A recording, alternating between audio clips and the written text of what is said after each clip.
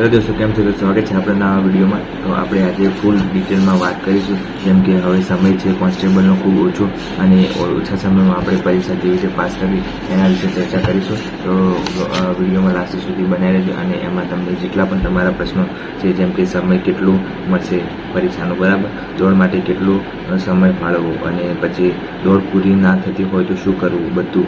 અધ્યક્ષ બદલાઈ ગયા તો શું ફેરફાર થઈ શકે? જો અધ્યક્ષ બદલાઈ ગયા એટલે એના ઉપરથી એક ફેરફાર થઈ શકે કે જો પહેલાં જે 2012માં ભરતી થઈ, 2015માં થઈ, 2017માં પણ થઈ અને 19માં પણ થઈ, બરાબર. 2022માં ખાલી એક જ હસમુખભાઈ સાહેબે લીધી છે, બાકી બધી ભરતીઓ થઈ અને એ પણ પ્રામાણિકતાથી બધી ભરતીઓ થઈ છે, એવું નથી કે નથી થઈ. એટલે અધ્યક્ષના કારણે પેપરનું લેવલ બદલાઈ જાય, બાકી ભરતી છે એ એના રીતે થશે જ, બરાબર. એટલે ટેન્શન લેવાની જરૂર નથી, ભરતી થશે એના રીતે. એટલે આપણે તૈયારીમાં ધ્યાન રાખવાનું, બરાબર. એટલે અધ્યક્ષના કારણે ખાલી પેપર સ્ટાઇલની ચેન્જીસ થઈ શકે છે, કેમ કે જ્યારે દાસા સાહેબ હતા જીપીએસસીમાં, ત્યારે જીપીએસસી એક્ઝામ ક્રેક કરી બહુ ખૂબ કાઢવું હતું. બધા કહેતા હતા કે યુપીએસસીનું લેવલ છે એમ, જ્યારે દાસા સાહેબ હતા ત્યારે.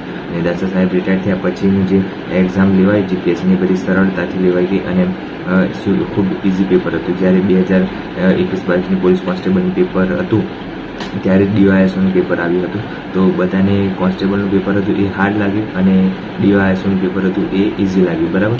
એટલે એ પ્રમાણે લેવલ કેવી રીતનું પૂછાય છે એ બધું અધ્યક્ષના આધાર ઉપર છે. એટલે અધ્યક્ષના બદલાવાથી પેપરનું જે લેવલ છે તો ઓછું તો થશે જ, બરાબર.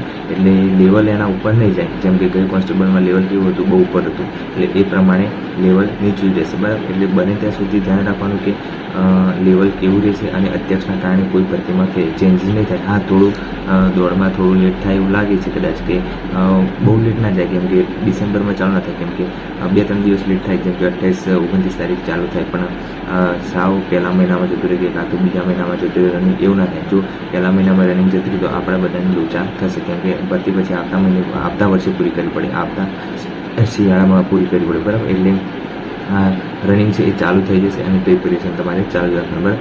દોડના માર્ક્સ નથી એટલે મેરિટ કેવું રહેશે એ બધાને ખબર જ છે, બરાબર. એના વિશે પણ આજે વાત કરીશું, બરાબર. તો વિડીયોમાં લાસ્ટ સુધી બનાવી એટલે તમને બધું ખ્યાલ આવી જશે, બરાબર. તો મારું કહેવું છે કે મેરિટ કેવું રહેશે, બરાબર. તો મેરિટ છે એ જો સરળ રહેશે, સરળ તો હાઈ લેવલ જશે, જેમ કે 140 જેવા માર્ક્સ લાવવાના રહેશે, બરાબર.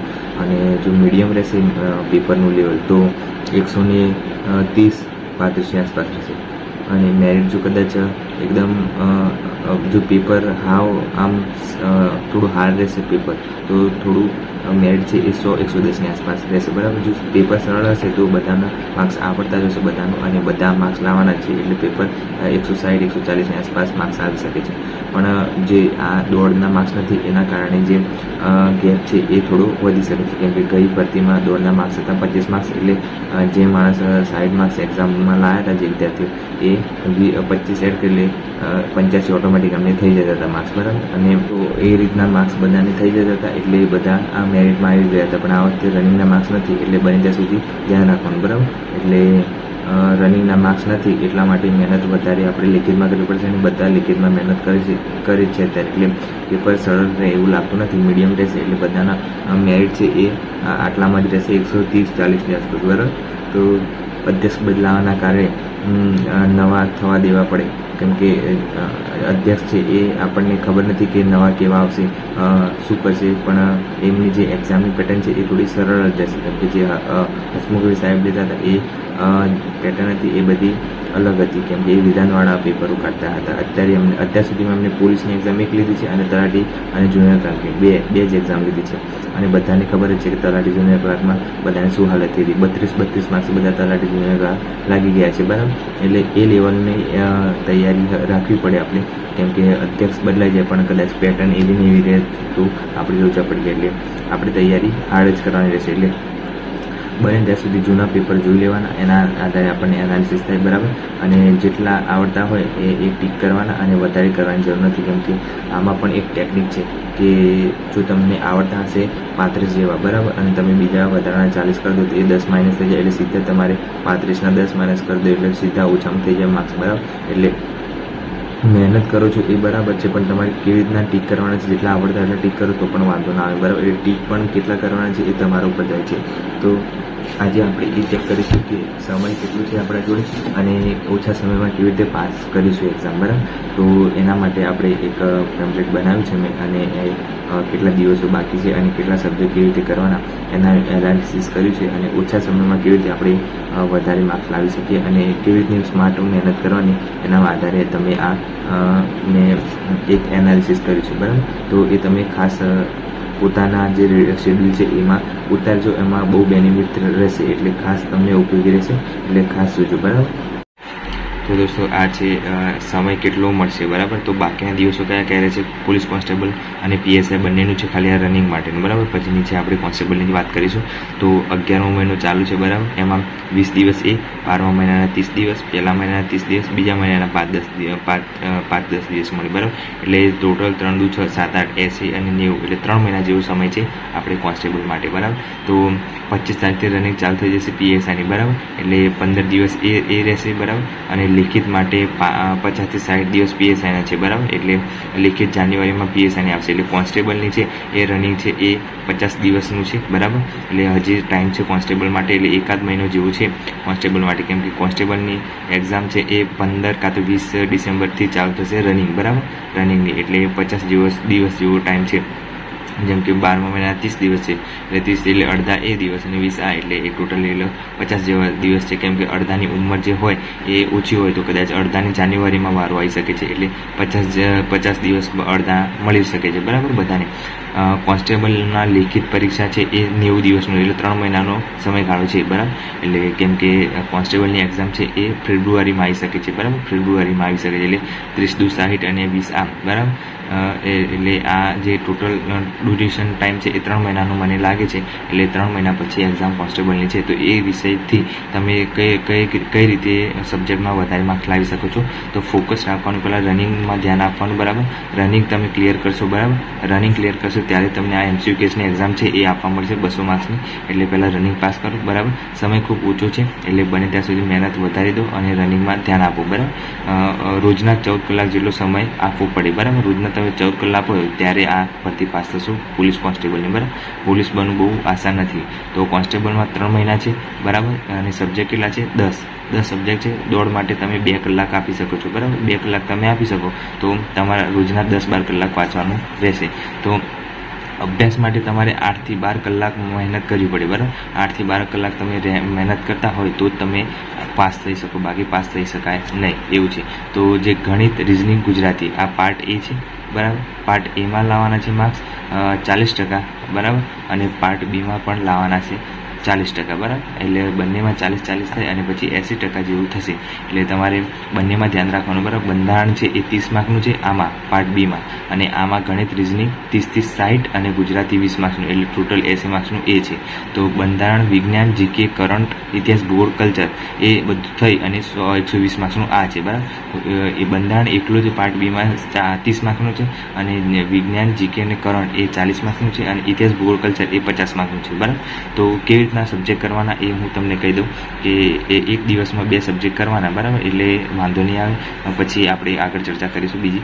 જેમ કે જો પાર્ટ A લો છો તમે, બરાબર. પાર્ટ A ગણિત લો છો તો આખો દિવસ ગણિત નહીં કરવાનું, થોડું ગણિત ગણવાનું. એની સાથે પાર્ટ Bનો એક સબ્જેક્ટ લેવાનું, કયો? બંધારણ. કેમ કે બંધારણનું વેટેજ વધારે છે, ગણિત, રિઝનિંગનું પણ વેટેજ વધારે છે. તો તમે આ 30 માર્ક્સનું બંધારણ સાથે કરવાનું અને 30 માર્ક્સનું મેથ્સ સાથે કરવાનું, એટલે ટોટલ 60 માર્ક્સનું આપણે કવર થાય છે એક દિવસનું. પછી લેવાનું ગુજરાતી લેવાનું, બરાબર. ગુજરાતી લેવાનું એક સબ્જેક્ટ, અને એક અહીંયાથી લેવાનો આપણે જે સારો સબ્જેક્ટ કરંટ અફેર, બરાબર. તો આ કરંટ અફેર લેશો એટલે આ 40 માર્ક્સનું આ આવશે અને 20 માર્ક્સનું ગુજરાતી, એટલે 60 માર્ક્સનું આ આવશે. એટલે આ 6 12 120 માર્ક્સનું તો આ થઈ જાય, બરાબર. એટલે તમારે જોવાનું કે સ્કોરિંગ સબ્જેક્ટ વધારે કયા છે. તો હું કહું ત્યાં સુધી તમારે જો ઓછી મહેનતથી વધારે માર્ક્સ લાવે તો ગણિત, રિઝનિંગ, ગુજરાતી 80 માર્ક્સનું એ થયું, બરાબર. બંધારણ એ કરી દેવાનું, એટલે આ 30માં 7 80 90 100 110 માર્ક્સ આ થશે, બરાબર. અને પછી કરંટ અફેર તમારે 40 માર્ક્સનું કરી દેવાનું, બરાબર. એટલે 40 એટલે 150 જેવા માર્ક્સ તો આ જ સબ્જેક્ટ કરી દેશે. 4 કે 5 જો ગણિત, રિઝનિંગ, ગુજરાતી, બંધારણ, કરંટ અફેર, બરાબર. આ 4 સબ્જેક્ટ તમારે આરામથી થઈ જશે પાસ. 1 2 3 4 5 આ 5 સબ્જેક્ટ છે એ તમારે 150 માર્ક્સ આરામથી લાવી દેશે. એટલે 5 સબ્જેક્ટ મેં કીધા એ ખાસ કરી દેવાના, એટલે 150 માર્ક્સની આસપાસ તમે જતા રહેશો. પછી આ જે સબ્જેક્ટ છે ઇતિહાસ, ભૂગોળ, કલ્ચર, એ વાંચવાનું, એવું નથી કે વાંચવાનું નહીં, પણ એ વાંચવાનું, પણ એમાં તમે વધારે ધ્યાન આપશો તો તમારે માર્ક્સ જતા રહેશે. એટલે ઓછા સમયમાં કઈ રીતે વધારે માર્ક્સ લાવવા એ માટે આપણે આ વાત કરી છે, એટલે આપણે ચર્ચા કરીએ છીએ, બાકી કરતા નહીં, બરાબર. એટલે આવું બધાની લોજિક ના દોડે કે કયા સબ્જેક્ટ વધારે કરવા. બધું બાકી હોય તો 3 મહિના બધું બાકી હોય તો 3 વિષય લેવાના, બરાબર. એમાં થોડું બાકી હોય તો 2 વિષય લેવાના પ્લસ પુનરાવર્તન કરવાનું. આ પુનરાવર્તનનો મતલબ એ છે કે રિવિઝન કરવાનું, બરાબર. રિવિઝન ખાસ જરૂરી છે. જે માણસ રિવિઝન નથી કર્યું, જેની તૈયારી થઈ ગઈ છે એ રિવિઝન કરે, અને રિવિઝન થઈ ગયું હોય તો એ માણસ પેપરની તૈયારી કરે, બરાબર. પેપર સેટ લાવી દેવાના અને એના ઉપર પ્રેક્ટિસ કરવાની, અને એમાં ઉપર કેટલા ટીક કરવાના છે આપણે, અને કેટલા આપણને નથી આવડતા એ ધ્યાન રાખવાનું, બરાબર. એટલે ટીક કેટલા કરવાના છે એના ઉપર આધાર છે કે તમે 100-200 માર્ક્સનું પેપર છે તો એમાં તમને આવડે છે 120 માર્ક્સ, બરાબર. તો તમે એમાંથી ટીક કેટલા કરો છો, આપણે 120 કરી દીધા ટીક, તો એમાંથી એક્ઝેક્ટ આપણને ખબર હોવી જોઈએ કે આપણે 110 તો સાચા આવશે ને આવશે જ, બરાબર. એટલે એટલું ધ્યાન રાખવાનું કે આપણે કેટલા ટીક કરવાના છે, બરાબર. એટલે મહેનત એવી કરવાની કે સ્માર્ટ વર્ક કરવાનું, બરાબર. એટલે મેં કીધું મેથ્સ કરવાનું, રિઝનિંગ કરો, કરંટ અફેર કરો, બરાબર, અને બંધારણ કરવાનું, બરાબર. આટલા સબ્જેક્ટ કરો એટલે વાંધો આવશે નહીં, બરાબર. મેથ્સ, રિઝનિંગ, કરંટ અફેર, બંધારણ અને ગુજરાતી છે એ ખાસ કરવાનું, બરાબર. એટલે એ તમારે ઓલમોસ્ટ કવર થઈ જાય. 30 માર્ક્સનું આ, 30 માર્ક્સનું આ, પછી કરંટ અફેર છે 40 માર્ક્સનું, બરાબર, અને બંધારણ છે 30 માર્ક્સનું, અને આ ગુજરાતી છે એ 20 માર્ક્સનું, બરાબર. એટલે આ બધું ટોટલ થઈ અને 150 માર્ક્સ જેવું થાય છે. એટલે આ 150 માર્ક્સ તમે આરામથી 3 મહિનામાં કવર કરી શકો છો. એટલે 3 મહિનામાં તમે 3 સબ્જેક્ટ લેવાના દિવસના, બરાબર, બધું બાકી હોય તો, અને બધું ના બાકી હોય તો 2 સબ્જેક્ટ લેવાના, તો પણ તમે ઓલમોસ્ટ કવર કરી શકો છો.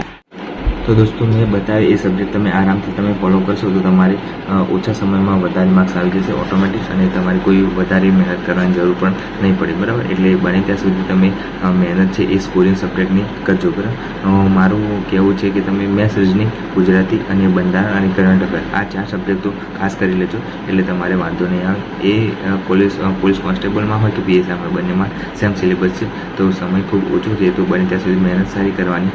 એટલે અત્યારે થોડું પ્રોપર હું તમને સમજાવી નથી શક્યો, મને ખ્યાલ છે, પણ તમને થોડું આઈડિયા તો આવી ગયો છે મારે શું કરવાનું, બરાબર. તો દરરોજના 2-3 સબ્જેક્ટ લેશો તો પણ વાંધો નહીં આવે, અને ઓછા સમયમાં તમે આરામથી આ એક્ઝામ ક્રેક કરી શકો છો, કેમ કે સમય આટલો ઇનફ છે. આટલી કોન્સ્ટેબલની એક્ઝામમાં આટલા સિલેબસ સબ્જેક્ટ પૂરા કરવા સરળ જ છે. એટલે મેં કીધું એટલું ખાસ ધ્યાન રાખવાનું, બરાબર. એટલે બની ત્યાં સુધી પહેલાં તમે રનિંગ પાસ કરશો તો તમને બીજી એક્ઝામ આપવા મળશે, બરાબર. અને અધ્યક્ષને લઈને ટેન્શન ના લો, ભરતી તો થશે ને થશે, અને એવું નથી કે આગળ પહેલાં ભરતી થઈ જ નથી, પહેલાં ભરતી ઘણી થઈ છે. એટલે આપણે ધ્યાન રાખવાનું છે કે આપણી તૈયારી કેવી રીતે રાખવી, બરાબર. તો આઈ હોપ તો તમને સમજાઈ ગયું છે કે કેવી રીતના ભરતી સિલેબસ પૂરું કરું, બરાબર. તો આજ માટે આટલું રાખીએ, મળીએ નવા વિડીયોમાં. Bye bye, take care. અને ચેનલ પર નવા હોય તો સબસ્ક્રાઈબ કરી દેજો. ઓકે.